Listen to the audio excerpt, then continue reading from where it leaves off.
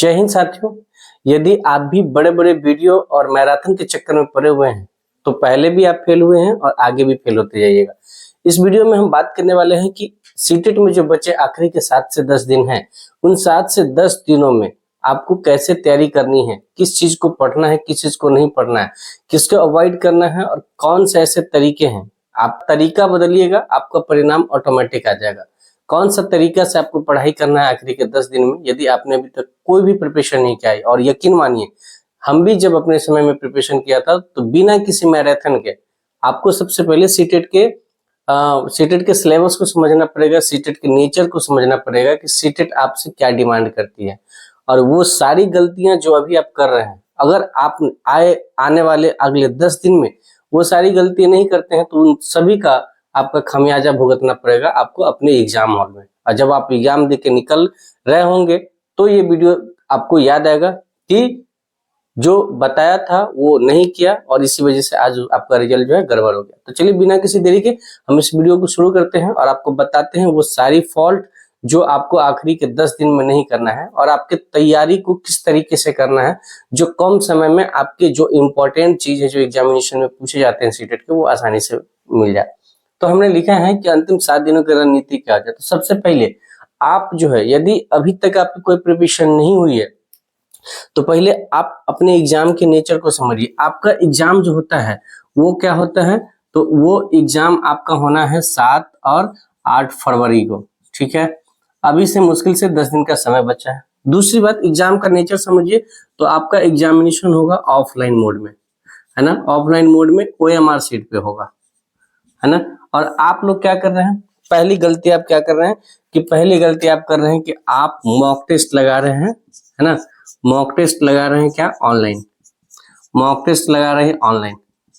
अब आपको बताइए, जब आपका एग्जामिनेशन ऑफलाइन मोड में होना है और आपकी हैबिट, आपका आदत अगर ऑनलाइन लगाने का होगा तो आपका जो है टाइम नहीं बचेगा और एग्जामिनेशन हॉल में आपके क्वेश्चंस छूटना तय है, हड़बड़ी होगी, आपके टाइम मैनेजमेंट क्यों आपको नहीं आएगा, है ना। टाइम आपसे मैनेज नहीं होगा। तो सबसे पहला गलती अभी बंद कर दीजिए कि आप ऑनलाइन मॉक टेस्ट देना बंद कर दीजिए।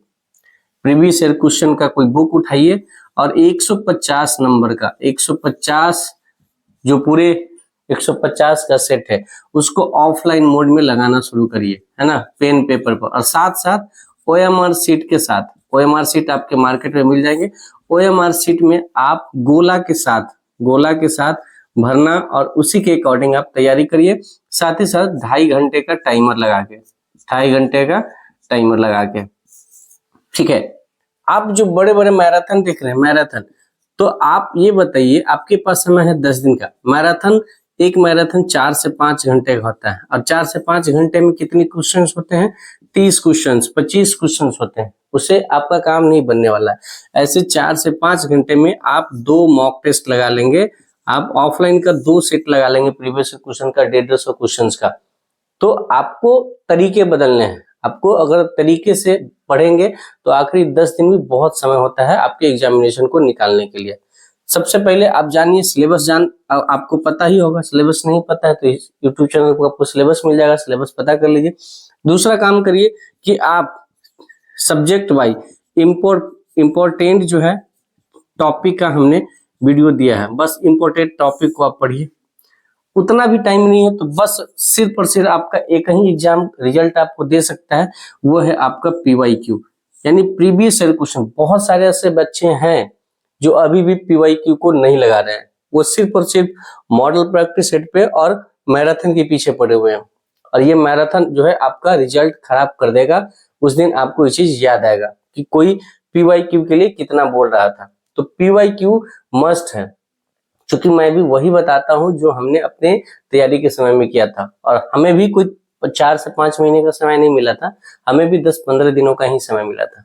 तो सबसे पहले आपको समझना होगा कि आपको पढ़ना कितना है, और पढ़ना कितना है उसके बारे में हमने इस YouTube चैनल पर डाल दिया है कि सीटेट में आपके कौन से CDP में कौन से इंपॉर्टेंट टॉपिक पढ़ने हैं, हिंदी के कौन से टॉपिक है, मैथ्स के कौन से टॉपिक है, उन सभी का हमने इस पे topic wise important chapter wise important topic का लिस्ट दिया है।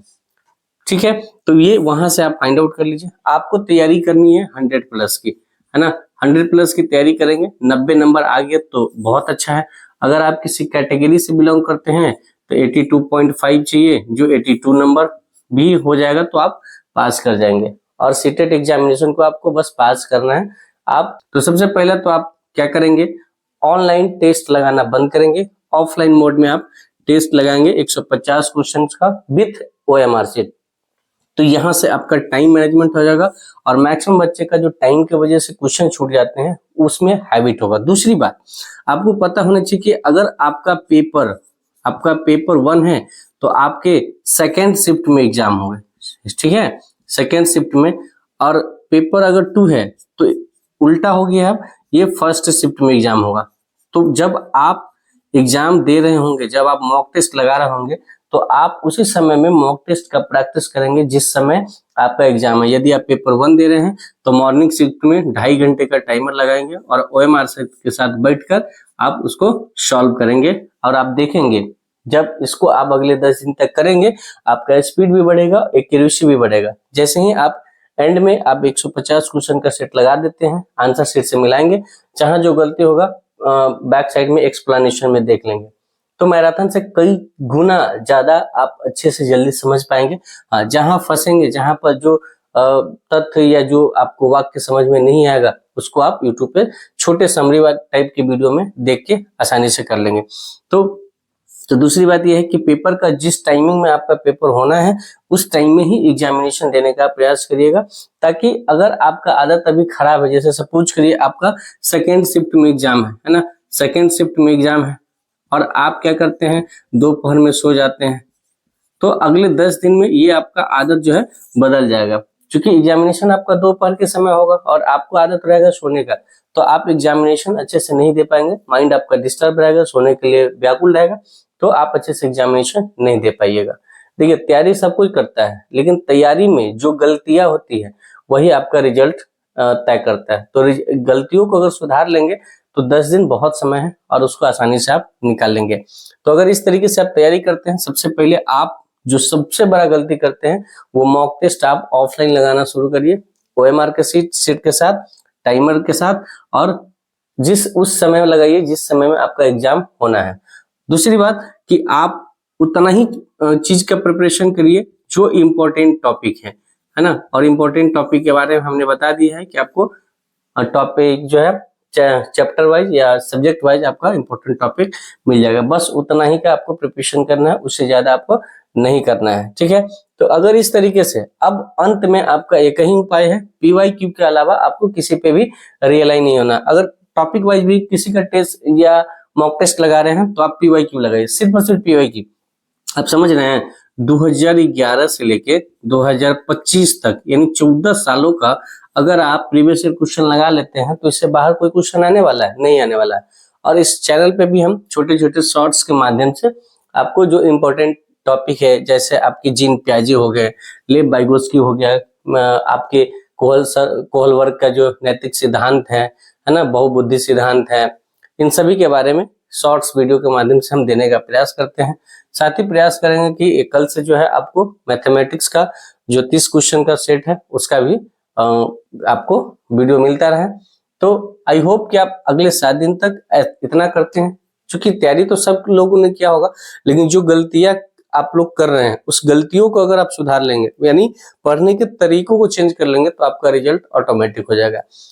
नहीं तो ये अगर आप एग्जामिनेशन के समय में इन सभी चीजों से आप हैबिचुएट हो गए होंगे, आपका एग्जामिनेशन है दोपहर में और आप दोपहर में सो रहे होइएगा, है ना, मॉर्निंग में है, मॉर्निंग में उठने का आदत नहीं हो रहा, तो इस सब में आपको बहुत दिक्कत होगा और एग्जामिनेशन जो है आप भारी माइंड से देंगे तो आप एग्जामिनेशन में अच्छे मार्क्स नहीं ला पाएंगे।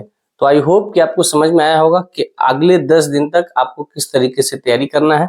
बाकी तैयारी से संबंधित कोई अगर डाउट हो तो आप हमें कमेंट के माध्यम से पूछ सकते हैं। तब तक के लिए आप स्वस्थ रहिए, मस्त रहिए, अपनी पढ़ाई में व्यस्त रहिए। Thank you so much. जय हिंद।